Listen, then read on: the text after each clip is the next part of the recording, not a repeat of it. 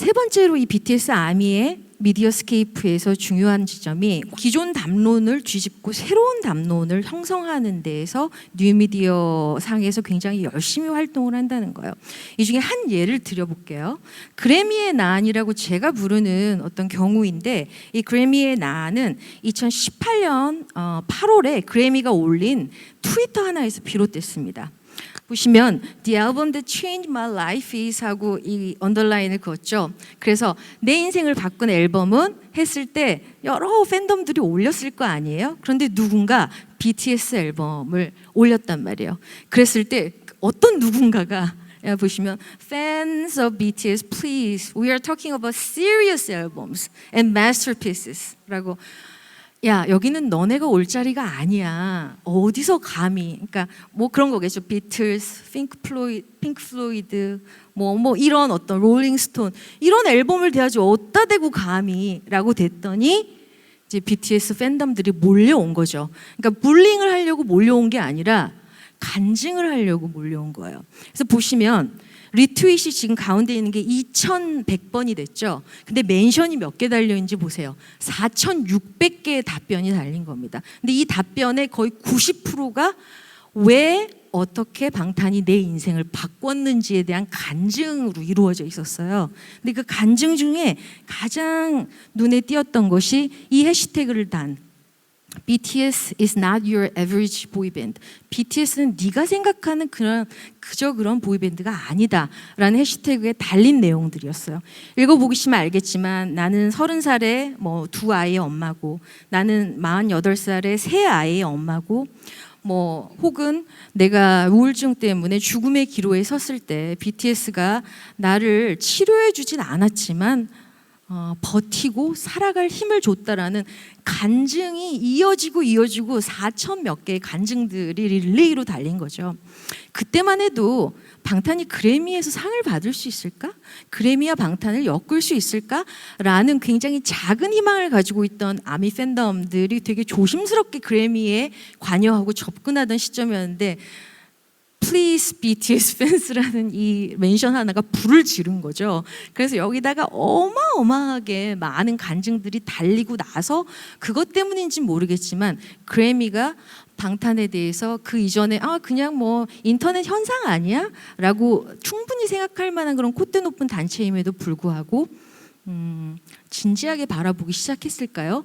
그 이후에 한 달 이후에 그래미 뮤지엄에서 방탄을 직접 그래미로 초대해서 뭔가 그들의 음악 세계에 대해서 진지하고 깊은 인터뷰를 나누는 그런 어떤 계기를 마련하게 된 게 저는 이 그래미의 난 트윗에서의 그래미의 난이 이 시초라고 보고요. 그 이유는 여러분도 아시다시피 그래미의 후보가 되고 또 시상자로 가게 되는 어떤 그래미와의 그런 커넥션 혹은 진지하게 바라볼 기회를 준 게 이런 어떤 팬들의 그런 인게이징 때문이 아니었나라는 생각이 듭니다. 이 영상은 그냥 넘어갈게요. 또 하나 기존의 담론이라는 것이 K-팝에 대한 편견이에요. 그래서 BTS를 K-팝 안에 영역으로 넣는 걸 팬들이 되게 싫어해요.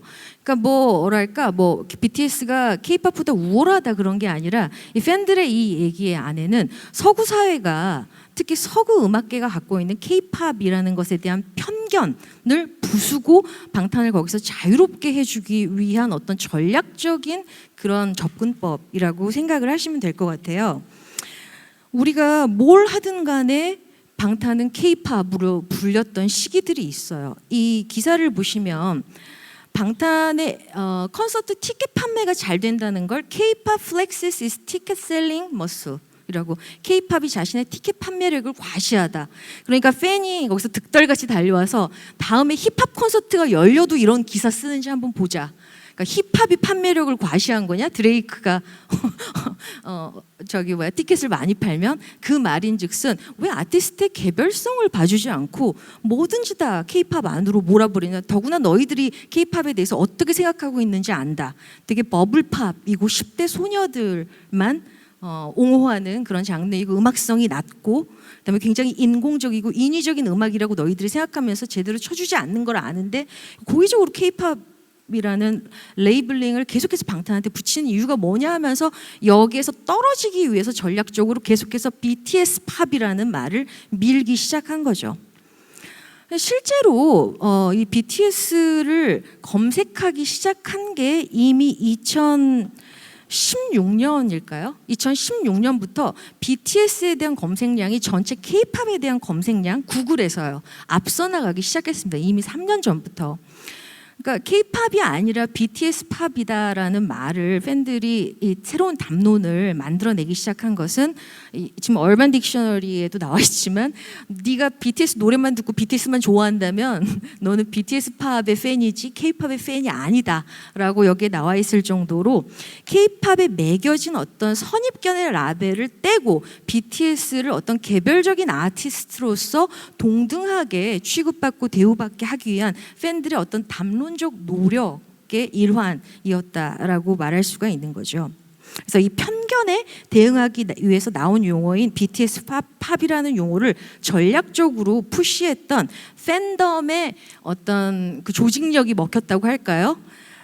몇 년에 걸쳐서 미디어에서 BTS를 수식하는 수식어들이 바뀌기 시작했습니다. 처음에는 이 롤링스톤을 보시면 K-팝 그룹 뭐 BTS, 뉴욕타임즈에는 이제 K-팝 이제 슈퍼스타를 좀 붙여줬죠. K-팝이긴 한데 그 중에서는 슈퍼스타야. 그 다음에는 BBC에서 그냥 BTS라는 단어 하나로 이게 K-팝이다 아니다를 떠나서 아무 상관없이 BTS로 이게 통용되는 이런 지점에 올 때까지는 이 팬들의 몇 년간에 걸친 K-팝과 BTS를 분리하기 위한 노력들이 성과를 거둔 측면이 있다라고 말씀드릴 수 있을 것 같습니다. 마지막으로 정치적 올바름의 수행. 자, BTS는 여전히 서구 산업계에서 차별을 당합니다. 그 차별 중에 가장 뭐 며칠에 한 번씩 일어나요. 차별이 사실은 어떻게 보면. 근데 그 차별 중에 가장 미묘했던 것이 사실은 뉴욕타임즈의 논평이었어요. 뭐였냐면 올해 빌보드 앨범 차트에서 새 앨범 연속으로 1위를 하면서 비틀즈랑 같은 기록을 세웠잖아요. 그랬을 때 뉴욕타임즈가 뭐라고 했냐면 BTS 앨범 판매에 이 가공할 만한 수치는 이 앨범을 4가지 버전으로 발매한 약삭빠른 전략에 힘입은 것이라는 얘기를 했어요. 그래서 팬덤들이 이제 들고 일어나기 시작했죠. 그런데 이 아미 팬덤이 저는 굉장히 지혜롭다 생각하는 게 사실 물론 이 안에 되게 정치적으로 올바르지 않은 선입견이 들어있긴 하지만 어떻게 BTS한테 이럴 수 있어? 이렇게 감정적으로 대응한 게 아니라 하나의 어떤 단어, 그 모티브를 꺼내냅니다. 너는 인종주의자다. 너는 외국인 혐오자다. 라는 얘기를 하는 거죠. 왜냐하면 서구 톱 아티스트들이 마케팅하는 방식에 있어서도 이런 어떤 4가지 버전 발매는 아니지만 번들 판매 같은 굉장히 그 어떻게 보면은 이것도 정통적인 방법은 아닌 거죠. 이게 뭐냐면 콘서트 티켓 판매할 때 앨범을 껴서 파는 거예요. 그래서 콘서트 티켓을 사면은 앨범 판매로 올라가는 거죠. 그 수치가. 그래서 그런 것들이 거의 너무나 만연한 상황에서 BTS 사례에 대해서만 편법 마케팅이다. 이런 식으로 발언을 하는 것 자체가 너 안에 들어있는 서구 비평가 너 안에 들어있는 차별적 견해를 내면화한 것이다. 그래서 굉장히 너는 정치적으로 올바르지 않다라고 약간 이 사람의 비평가적 지위를 내려앉히는 데서 이 비난을 시작하는 굉장히 저는 영리한 어떤 인게이징이라고 생각을 합니다.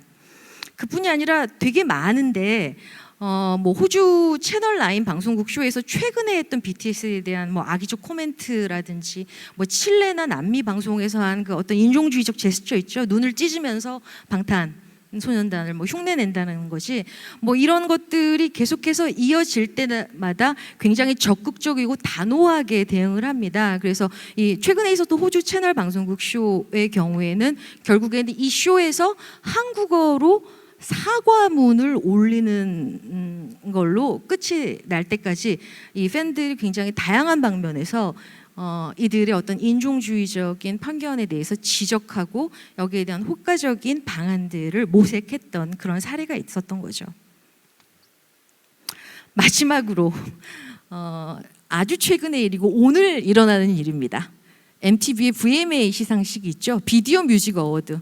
그러니까 그 해 가장 이슈가 됐던 비디오의 상을 주는 것이 메인 부문이라고 할 수 있는데 방탄이 이 올해의 비디오 후보에 못 들어갔습니다. 후보에 못 들어갈 이유가 없을 정도로 압도적인 뮤직비디오에서의 그런 성과들을 보였는데도 후보에 못 들어갔죠. 대신 MTV에서 뭘 만들었냐면 K-팝 부문이라는 이전에 없었던 새로운 부문을 만들어서 방탄과 블랙핑크와 모아 이런 거를 거기다 후보로 껴 넣었었죠. 그래서 이 객관적인 방탄의 수치가 메인 부문에 올라온 서구 가수들을 압도하는데도 불구하고 K-팝 부문을 새로 만든 이유가 뭐냐라고 방탄 팬들이 반문하기 시작했고, 여기에 되게 저는 좀 감동적이었던 게 거의 대부분의 서구 주요 미디어에서 방탄 팬들의 손을 들어줬다라는 겁니다. 이건 차별이다 라고. 특히 워싱턴 포스트 같은 경우를 보면은 Separate but equal rules of American music awards. 그러니까 미국 시상식에 분리됐지만 사실은 난 공평하게 대우한 거야라는 이런 얘기들을 지적하면서 이거는 차별이다. 왜 백인이고 캐나다 출신의 톱 아티스트들은 메인 부문에 넣어주면서 흑인이나 라틴이나 아시안들은 뭐 어반 장르라든지 아니면은 라틴 팝이라든지 아니면 케이팝 이런 카테고리를 따로 만들어서 같은 시상식에서 다른 부문에서 경쟁하게 하느냐? 왜 그들을 메인 아티스트 부문에 넣어서 경쟁시키지 않느냐? 이건 너희들만 혹은 영어권 아티스트만 경쟁 부문의 메인스트림에 있을 수 있다라는 스스로의 그 편견들을 너무나 공식화하는 그런 사례가 아니냐라는 식으로 거의 모든 제가 아는 거의 모든 미디어가 기사를 좀 찾아봤는데 아무도 MTV를 편들지 않았어요. 그래서 무슨 일이 있었냐면 오늘 그 시상식이 열리거든요, 미국에서. 일주일 전에 급거 새로운 부문을 또 만들었어요, MTV가. 올해의 그룹. 뭔지 아시겠죠? 방탄을 그래도 메인 부문처럼 보이는 타이틀로 넣은 상 부문에 넣어줌으로써 자기들이 받는 어떤 도덕적 비난에서 조금 자유롭고자 하는 그런 어떤 시도를 보여주는데, 그걸 보면서 방탄 팬들이 아주 비웃었죠. 비웃으면서 그래 내가 투표는 할게. 하지만 니네 방송 시청률은 안 올려줘. 이러면서 뭐 그런 식으로 반응을 하긴 했는데요. 이런 어떤 인게이징 사례에서 드러나듯이 기존의 편견이라든지 아니면은 방탄에 대해서 가지고 있는 여러 가지 선입견 같은 것들이 팬들이 가지고 있는 어떤 되게 적확한 앵글의 그런 담론, 대항담론이라고 할 수가 있겠죠. 대항담론으로 인해서 무너지고 새로운 담론이 형성되는 사례를 우리가 뉴미디어 시대의 어떤 팬들의 인게이징을 통해서 알 수가 있었습니다. 정리를 하자면 이 뉴미디어 시대 팬덤들이 가지는 여러 가지 특질들 중에서 이 쌍방향성, 그러니까 훨씬 더 예전보다 신속해지고 동시적으로 이루어진 커뮤니케이션 상황에서 엄청난 관여를 통해서 바이럴을 만들어내고 그 바이럴을 통해서 자신들의 목표였던 아티스트에 대한 홍보와 확장, 영향력을 수행하고, 또 기존의 그 어떤 불리한 헤게모니 같은 것들에 대한 대응을 정치적 올바름이라든지 다양성의 관점에서 접근을 해서 그 비판에 직면한 상대가 반론이 어려운 어떤 윤리적 전선을 확보한다라는데 이들 팬들의 접근의 가치가 있는 거죠. 그래서 그 이후에는 굳이 팬덤이 나서서 어떤 반론을 제기하지 않아도 주요 서구 미디어 매체가 아미의 입장을 대변하도록 유도하는 지경까지 2019년에 이런 팬덤과 뉴미디어의 상황은 이렇게 번져 갔다라는 것을 이렇게 짧은 시간에 말씀드리려고 하니까 제가 되게 벅찬데, 제가 사실 보여드리고 싶었던 영상들이 몇 개가 있었는데 나중에 개인적으로 한번 같이 보기로 해요. 네, 오늘 감사합니다.